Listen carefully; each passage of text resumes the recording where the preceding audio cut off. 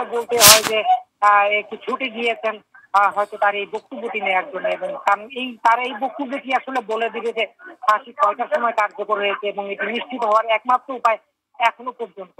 তবে এখানকার যে পরিস্থিতি আমরা দেখতে পাচ্ছি তাতে মনে হচ্ছে যে ফাঁসি কার্যকর হয়েছে।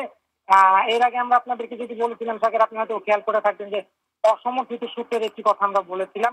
তো সেই বিষয়টি হয়তো আহ বাস্তব হতে চলেছে। সেই ক্ষেত্রে বলা যায় যে 10:30টায় ফাঁসিটি কার্যকর হয়েছে, এবং আমরা তো এরই মধ্যে হয়তো বিভিন্ন গণমাধ্যম চ্যানেলগুলোতেও আমরা ব্রেকিং নিউজ দেখাচ্ছি যে মীর কাসেম আলীর ফাঁসি কার্যকর হয়েছে। এই হচ্ছে অবস্থা। আর এখানে এই মুহূর্তে আইন শৃঙ্খলা পরিস্থিতি বেশ খানিকটা আহ তৎপর হয়েছেন। একদম বাহিরের গণমাধ্যম কর্মীরা ছাড়া আর খুব বেশি কাউকেই আসলে কারাগারের মূল যেই ফটকের বাইরে ব্যারিকেড দেওয়া হয়েছে সেটির কাছাকাছি ঢুকতে দেওয়া হচ্ছে না, এবং তারা বেশ তৎপর রয়েছেন। এবং এখানে এই তৎপরতার মধ্যে আমরা যেটি দেখছি যে আর্মড পুলিশ রয়েছেন, সাধারণ ভাবে যেটি দেখছি যে আমরা গাজীপুরের জেলা পুলিশ রয়েছেন, জেল গাজীপুর জেলার এসপি রয়েছেন, এবং ঢাকা রেঞ্জের ডিআইজি বা উপস্থিত আছেন। এছাড়াও আমরা এখানে দেখেছি যেটি যে র্যাবেরও সদস্যদের দেখেছি। তো যেটি ফাঁসি কার্যকরের পরের প্রক্রিয়া আমরা এর আগে আপনাদেরকে বলেছিলাম, সেটি হচ্ছে যে তার মরদেহ নিয়ে এখান থেকে সম্ভবত মানিকগঞ্জের যে জায়গাটিতে নিয়ে যাওয়া হবে। সেই পথটি আসলে কি হবে সেটি একরকম ভাবে আইন শৃঙ্খলা বাহিনী নির্ধারণ করে ফেলেছেন, কিন্তু কৌশলগত কারণে সেটি আসলে কারো কাছে প্রকাশও করেন না তারা। আমরা যেটি দেখেছি যে পুলিশের একটি বড় বহর তৈরি করা হয়েছে গাড়ি সহ, যে বহরটি হয়তো মীর কাসেম আলীর মরদেহটি নিয়ে যাবেন মানিকগঞ্জের তার সেই গ্রামে যেখানে তাকে দাফন করার কথা রয়েছে। এই ছাড়া আর আমরা যেটি দেখেছি যে গাজীপুরের বিভিন্ন রাস্তায়ও যান চলাচলে কিছুটা নিয়ন্ত্রণ করা হয়েছে। আর এখানকার যে কোনো ধরনের পরিস্থিতি মোকাবেলায় আমরা যেটি দেখেছি যে বিজিবিও মোতায়েন করা হয়েছে। এছাড়া ঢাকা শহরেও বিজিবি মোতায়েন করেছে, এটিও আপনি হয়তো জেনে থাকবেন এরই মধ্যে।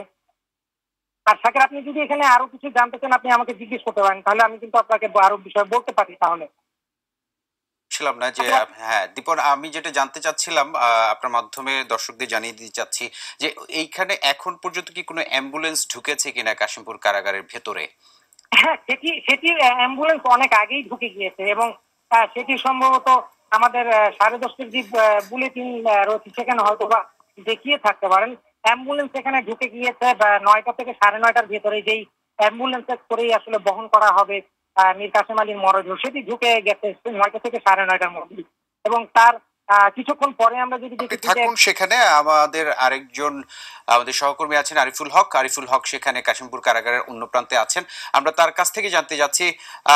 আরিফুল হক, আরিফুল হক, আমরা দীপনের সাথে এতক্ষণ কথা বলছিলাম। দীপন যেটা জানাচ্ছিল যে অসমর্থিত সূত্রে তার কাছে যেটা উনি জানতে পেরেছেন যে ঠিক হয়তো বা 10:30টার দিকেই মীর কাসেম আলীর ফাঁসিটি কার্যকর করা হয়েছে। আপনার কাছে কোনো তথ্য কি আছে কি এর বাইরে? এখন আর অসমর্থিত সূত্রের প্রয়োজন নেই। আমরা কিছুক্ষণ আগে এই আপনার সঙ্গে কথা যখন বলছি, এর কিছুক্ষণ আগে আমাদেরকে এই বিষয়টি মীর কাসেম আলীর ফাঁসি কার্যকর করা হয়েছে 10:30 এটি আমাদেরকে নিশ্চিত করেছেন কাশিমপুর কারাগারের কেন্দ্রীয় কারাগারের সিনিয়র জেল সুপার প্রশান্ত কুমার বণিক। উনি জানিয়েছেন যে মীর কাসেম আলীর মৃত্যুদণ্ড রাত 10:30টায় কাশিমপুর কেন্দ্রীয় কারাগারে কার্যকর করা হয়েছে। এখন তিনি যেটা জানিয়েছেন যে এখন মৃতদেহ প্রসেসিং অর্থাৎ পদ্ধতিকরণের ব্যবস্থা করা হচ্ছে। কিভাবে উনি এটাও জানিয়েছেন যে মৃতদেহ পরিবারের এবং মীর কাসেমের ইচ্ছা অনুযায়ী মানিকগঞ্জে তার পৈতৃক বাড়িতে নিয়ে যাওয়া হবে। সেই কাজটি এখন করা হচ্ছে। কিভাবে নিয়ে যাওয়া হবে, এসকর্ট বাহিনী অর্থাৎ অ্যাম্বুলেন্সের সঙ্গে র্যাব পুলিশ, টহল পুলিশ, হাইওয়ে পুলিশ, এইসব পুলিশের যে গাড়িগুলো যাবে সেটা কিভাবে যাবে, কখন যাবে, এই পদ্ধতিগুলোই এখন ওখানে প্রসেসিংটা চলছে। তিনি জানিয়েছেন যে মৃত্যুদণ্ড কার্যকর করার কিছুক্ষণ পরে এখানকার সিভিল সার্জন তাদের মাধ্যমে তার মৃত্যু নিশ্চিত করা হয়েছে। এখন শুধু নিয়ে যাওয়ার পালা তার গ্রামের বাড়িতে, যেখানে তার দাফনের ব্যবস্থা করা হবে সেখানে নিয়ে যাওয়ার জন্য আইন শৃঙ্খলা বাহিনীর পক্ষ থেকে সব ধরনের ব্যবস্থা নেওয়া হচ্ছে। আপনি যদি শুধু আমার কাছে মৃত্যুদণ্ডের কার্যকর করার বিষয়টি জানতে চান তাহলে বোধহয় এই ছিল সবশেষ খবর। অন্য কোনো প্রশ্ন থাকলে দীপন আমাদেরকে যেটা বলেছে যে তার নিয়ে যাওয়ার জন্য, এবং আপনিও যোগ করলেন যে তার নিয়ে যাওয়ার জন্য, লাশটি নিয়ে যাওয়ার জন্য সব ধরনের প্রস্তুতি আইন শৃঙ্খলা রক্ষাকারী বাহিনীর সদস্যরা করেছে এবং কারা কর্তৃপক্ষ করে রেখেছেন।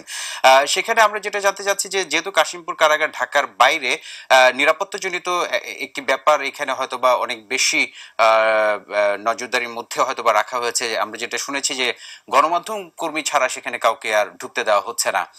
সেখানে কি আপনি অন্য কোনো গণমাধ্যম কর্মী ছাড়া আরো অন্য কোনো লোকজন বা অন্য কোনো কাউকে দেখছেন, কর্মী, কোনো রাজনৈতিক কর্মী বা কোনো আত্মীয় স্বজন, ইভেন মীর কাসেম আলীর আত্মীয় স্বজন কাউকে দেখতে পাচ্ছেন?